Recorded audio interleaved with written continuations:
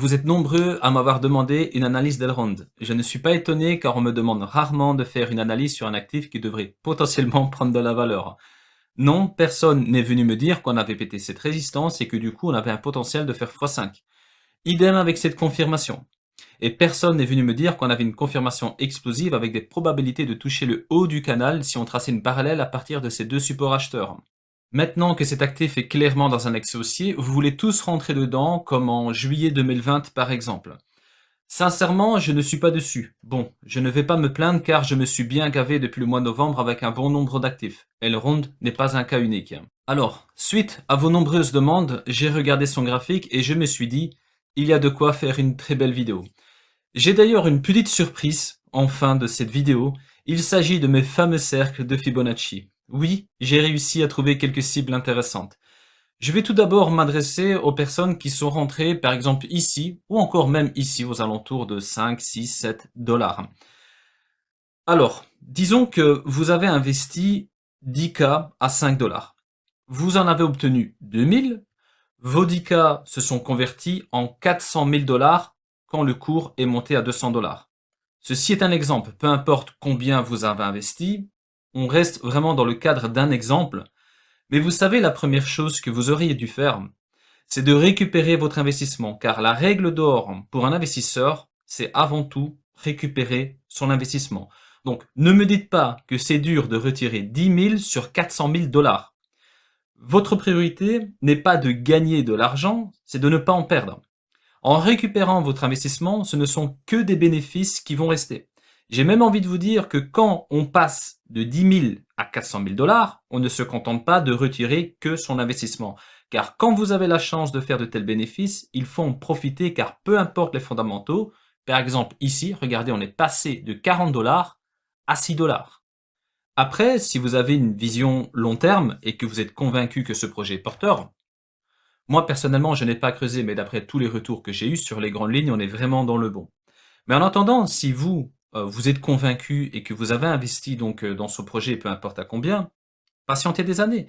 Car il y en a plus d'un qui a Excel sur du Bitcoin à 100 ou 200 dollars. Ça pouvait paraître cher à l'époque, d'accord? Sur du court, ils ont peut-être eu raison, d'accord? Mais sur du long, ils ont manqué quelque chose de très gros. Sur du court, retenez bien une chose, ne rentrez pas dans un actif qu'en vous en parlant bien. Je suis certain ici que c'était l'euphorie, d'accord? Tout le monde voulait rentrer sur Elrond, donc du coup, il y en a beaucoup qui sont rentrés à hauteur de 20-22 dollars. Et ensuite, pour la plupart, ils les ont vendus. Car ici, ça fait pas plaisir quand un actif baisse, d'accord? Donc, il y a vraiment un aspect négatif qui tourne dans les réseaux sociaux. Beaucoup de personnes se découragent et vendent au pire moment, d'accord? C'est un peu comme ici. Est-ce que vous êtes prêt à ce que cet actif retrace pendant plusieurs semaines? Donc ceux qui sont rentrés, ils vont s'impatienter, ils vont voir que d'autres actifs prennent de la valeur et du coup, ils vont vendre. Et ensuite, peut-être qu'on va donc répéter donc cet ATH à hauteur de 235 dollars. Donc, une chose qu'il faut retenir, c'est aussi que les personnes qui sont rentrées ici sur cette période de range, ou encore mieux pendant le flash crash, ils ont fait de gros profits. Donc quand on arrive sur des points hauts, ils vendent non seulement pour retirer des bénéfices, mais aussi pour réinvestir plus bas et augmenter leur bague. Donc sachez que les gros portefeuilles qui ont accumulé ici ou encore ici pendant cette période de range, ils sont en train de vendre. Quand je vous dis vendre, ce n'est pas tout vendre, hein, c'est une partie. Par exemple, je vous ai parlé en début de vidéo du capital d'investissement. Donc ça, dites-vous que eux, ils l'ont récupéré depuis bien longtemps. Là, ils tournent en bénéfice. Ici, ça, c'est les to the moon, d'accord? Ça, c'est les to the moon, c'est les personnes qui veulent faire de l'argent directement sur quelques semaines. Les gros portefeuilles, c'est un peu comme vous voyez Tesla qui a investi 1,5 milliard dans le Bitcoin. Alors on a envie de se dire, ils ont investi 1,5 milliard sur un Bitcoin qui n'était pas à 10-15 000 dollars, on était plus ou moins aux alentours de 40 000 dollars. Alors dans la tête de tout le monde, j'ai l'impression que ça y est, c'est fini, ça va monter à 500 000 dollars. Mais quand un gros portefeuille investit 1,5 milliard de dollars, c'est pas pour faire x10. À partir du moment où ils vont passer à 2 voire 3 milliards, attention, attention, c'est énorme. Les milliardaires ne vont pas viser du x10, x100, etc. Ça, c'est sur Discord, Telegram, Twitter, YouTube que vous voyez ça, c'est du to the moon. Un milliardaire, quelques pourcents, c'est énorme. C'est énorme pour un milliardaire, quelques pourcents. Je ne sais pas si vous vous rendez compte. C'est un peu comme Link. J'ai eu quelques retours il y a pas longtemps. Non, mais Slash, tu as vu? Link, il plafonne aux alentours de 28 dollars. Non, mais arrêtez. Il y a 10 jours, il était sous la barre des 20 dollars. Vous voulez quoi qu'il monte à 100 dollars comme ça en quelques jours? Alors, Avant de commencer dans de l'analyse technique pure, car j'ai vraiment de belles choses à vous montrer de Elrond contre le dollar, mais aussi contre le Bitcoin. Allez, c'est parti. Je vais commencer avec Elrond contre le dollar en weekly. Regardez comme c'est propre. On travaille un support de septembre 2019 jusqu'au flash crash 2020. On forme ici un support acheteur. On confirme. Cette confirmation nous permet en tout cas de placer une belle cible sur le haut du range, par exemple. On est plus ou moins à 2,50 $, 1,30 $. On n'est pas loin d'un beau 100%. Alors regardez, on freine contre cette résistance, ensuite on confirme. Ça nous permet d'aller chercher ici cette résistance. Je ne sais pas si j'ai tout l'historique sur Binance, mais en attendant, ici on remarque qu'on travaille cette résistance. On a aussi une petite pause avec une bougie hebdomadaire qui est rouge et ensuite on confirme. Impulsion haussière et là on range de nouveau aux alentours de 20-22 $. On ne le voit pas bien sur de l'hebdo, mais ici quelque part on a pété un support sur du H4 voire du daily. Du coup on est reparti dans un cycle baissier. On vient rechercher pile ce niveau psychologique. Regardez donc cette résistance ici qui s'est convertie en support, en l'occurrence 6,25 $. On travaille ce niveau, on forme un support acheteur et là on vient rechercher cette résistance, donc l'ancien ATH. Alors on confirme. Alors après cette confirmation-là, regardez, on a eu une pause, et ça c'est vraiment typique quand on vient break des résistances, ou plutôt des ATH dans le marché des cryptos. On essaye de faire sortir tout le monde en voulant faire croire justement que ça va rebaisser, qu'on va former un double top, etc. Et c'est tout le contraire qui se produit. Alors là, pour placer une target suite à cette grosse confirmation, et d'ailleurs une target vraiment très très haute, car on est aux alentours de 22 $, je vous rappelle, on trace une droite ici, et on prend une parallèle de cette droite. Du coup, on a un canal haussier, et regardez, on a buté pile sur le haut du canal. On remarque avec beaucoup de aisance que le premier point de contact ici sur le haut du canal, on était en excès sur le RSI, et regardez, donc même chose ici. D'ailleurs, si je prends un repère sur le RSI, on est vraiment pile sur le même niveau, en l'occurrence 96,88. Donc, alors, il y en a beaucoup d'entre vous qui sont en train de se dire « Ouais, super, ce canal, on va certainement toucher le bas ». C'est possible. Pour cela, il faut contrôler plusieurs unités de temps, mais en attendant, dites-vous que le bas du canal, par exemple, ici, il est à 40 $. Donc 40 $, c'est vraiment donc très peu par rapport au prix actuel. Alors certains vont me dire, oui, c'est très peu, mais en même temps, regardez, ici, sur le bas du canal, on est à 8 $ et on est monté à 180, ou plutôt même, on est monté à plus de 200 $. N'oubliez pas qu'on est en plein bull run. Et tant qu'on est en bull run, tout peut se passer. On va regarder ça plus loin dans la vidéo, mais en attendant, là, je vais parler aux traders, d'accord? Parce qu'il faut vraiment bien scinder les choses en deux. Il y a les traders et les investisseurs. Un trader, ici, par exemple, il aura attendu une confirmation Kinjun. Bon, certains vont même me dire qu'on aurait attendu de réintégrer cette zone, c'est-à-dire on a un support, on le pète, c'est une résistance, on réintègre donc cette zone, donc du coup on achète, d'accord. Mais là, regardez, on a une confirmation Kinjun. Alors souvenez-vous, quand on a une confirmation Kinjun en weekly, c'est toujours puissant. Alors regardez ici, on achète par exemple à plus ou moins 1,70 $, on garde, on garde, on garde, et on vend. Donc le trader, je rappelle, je parle du trader. Donc les traders, ici, tac, il a sa confirmation baissière. Donc il achète à plus ou moins 1-2 $, peu importe, et il vend entre 15 et 20 $. Ensuite, ici, un trader, qu'est-ce qu'il va faire? Il va acheter, car on vient rechercher cette zone, comme ici, d'accord?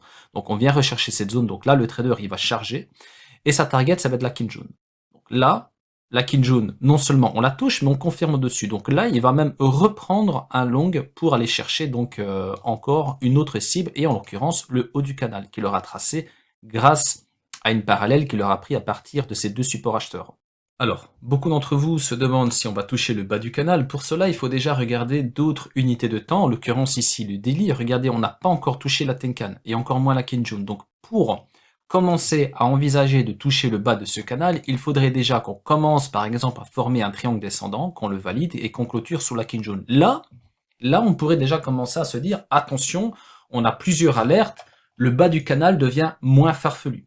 Ensuite, ici sur du 4 heures, regardez, on a une petite alerte Tenkan. Regardez ici, la Tenkan tient. Là, on pensait que ça y est, mais on tient. Regardez comme c'est vraiment chirurgical. Là, hop, on a une alerte. D'accord? Ici, on perd la Tenkan. Mais on n'a pas encore touché la Kinjun. Donc, tant qu'on va garder la Kinjun sur du H4, c'est-à-dire que sur une petite unité de temps comme le H4, on n'est pas encore vendeur. D'accord? Sur le daily, regardez, nous avons encore beaucoup de marge. Et sur de l'hebdo, vous l'avez vu, on est toujours donc au-dessus de la Kinjun.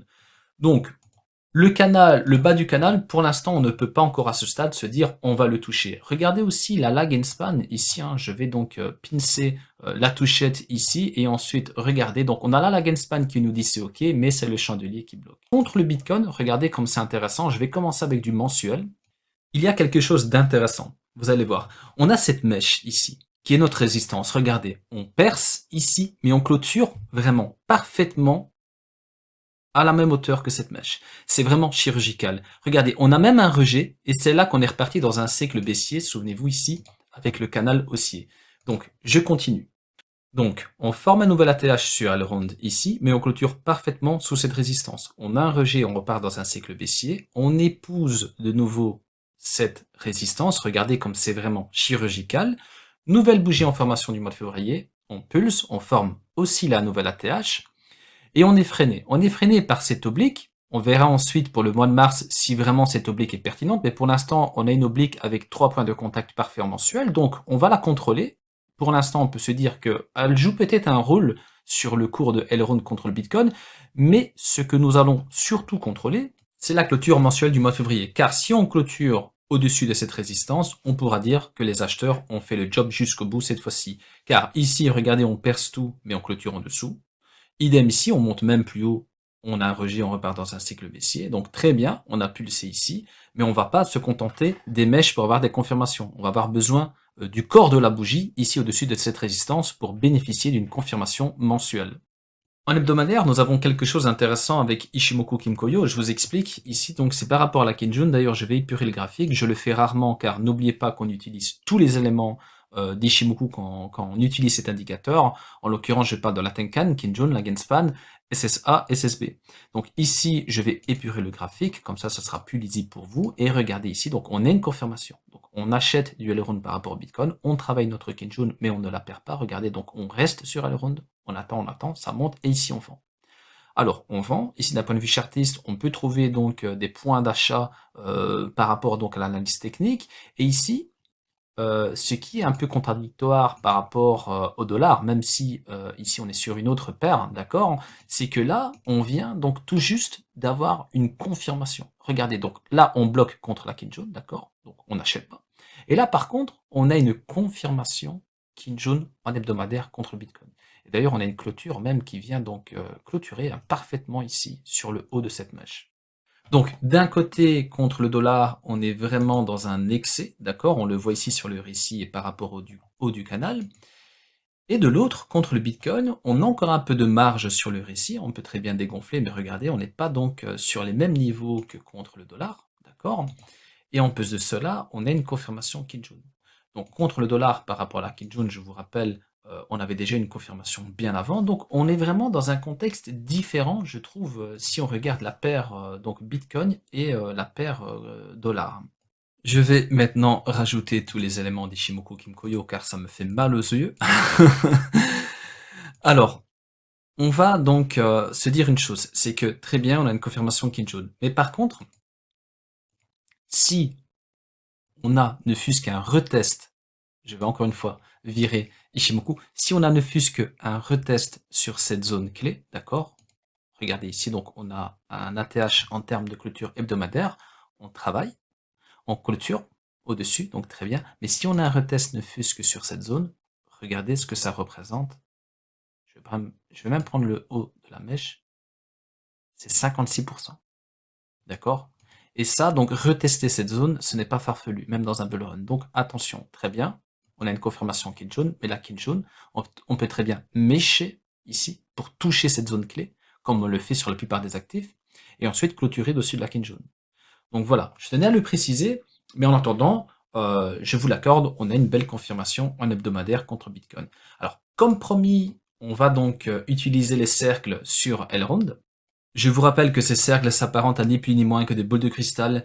Depuis que je les utilise, on est vraiment sur du 100%. D'accord? Après, vous le savez, on est dans un marché financier, c'est le marché qui aura toujours raison. Mais ici, je pouvais déjà être en mesure, par exemple, en décembre 2011, de vous dire un jour, on aura donc un ATH à plus ou moins 1200$ par rapport ici au haut du cercle. Alors, même chose ici, je pouvais très bien en mars 2015 vous dire un jour, on aura le Bitcoin qui va aller jusqu'à 14 voire 20 000$. Le problème, c'est toujours quand, mais en attendant, ces cercles nous ont indiqué des targets bien précises et on les a respectés donc à plusieurs reprises. On a répété l'opération et ici, on a une target à 200, 220 000 dollars. Donc du coup, qu'est-ce que ces cercles nous indiquent sur Elrond? Regardez. Ici, je prends le haut du range, je viens relier tout cela au bottom, j'obtiens ce niveau. Regardez, c'est vraiment chirurgical. Je prends l'ATH ici, je le relie au bottom, on a même formé un range, regardez, on a buté vraiment pile sur ce niveau. Donc, contre le dollar, ce que je vois, c'est qu'on vient toucher le haut du cercle, ici le haut du canal. Sur le RSI, on est clairement sur un niveau donc excessif comme ici.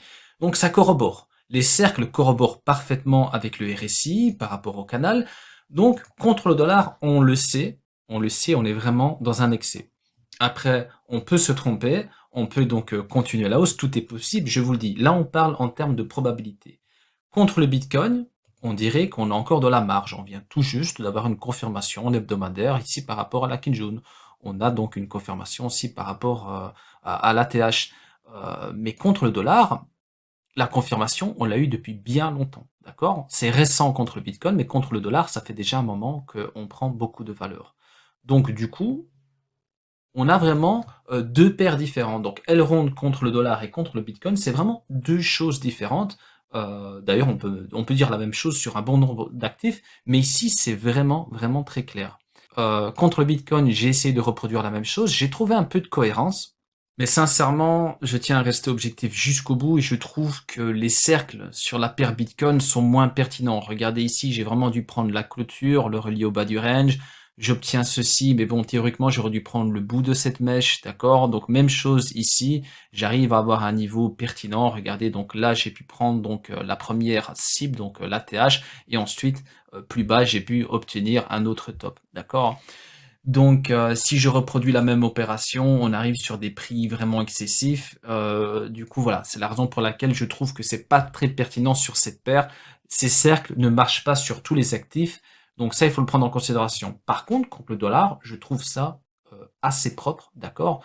Donc, je pourrais même très bien, mais dites-le moi en commentaire d'ailleurs si j'ai tout l'historique ici sur Binance, car peut-être que je pourrais donc explorer d'autres possibilités si j'ai plus d'historique, car là on commence en juillet 2019 et du coup donc j'arrive pas vraiment à tracer donc quelque chose de pertinent ici par rapport à cet ATH, on va dire. Mais en attendant, regardez, on a vraiment quelque chose d'assez pertinent ici par rapport à ce niveau, hein, et le bottom, et même chose ici. Donc à voir par la suite, mais en attendant, comme je vous l'ai dit, donc il y a plusieurs choses à contrôler. Ici donc on est sur un graphique en clôture donc hebdomadaire. Si on a un rejet sur le haut du canal, attention, on va contrôler donc le daily, le H4 pour voir un petit peu où on se situe par rapport à la Tenkan et la Kijun et ensuite voir donc s'il y a des possibilités d'aller chercher des niveaux bas sur Elrond. Il est impératif aussi que vous contrôliez cette clôture ici contre le Bitcoin et ensuite si on reste sur des niveaux intéressants contre le Bitcoin, je pense que c'est cette oblique aussi qui pourrait donc freiner cette dynamique haussière qui a débuté, on va dire, depuis le mois de décembre 2020. Merci à toutes et à tous pour votre attention, j'espère que cette vidéo vous a plu et si c'est le cas, n'hésitez pas de me laisser un petit pouce bleu qui fait toujours plaisir. Au passage, si vous me découvrez, abonnez-vous à ma chaîne. Je vous invite aussi à rester connecté au compte d'XSL Labs si vous suivez de près ce projet car des news vont bientôt tomber. Je vous dis à très bientôt et prenez soin de vous.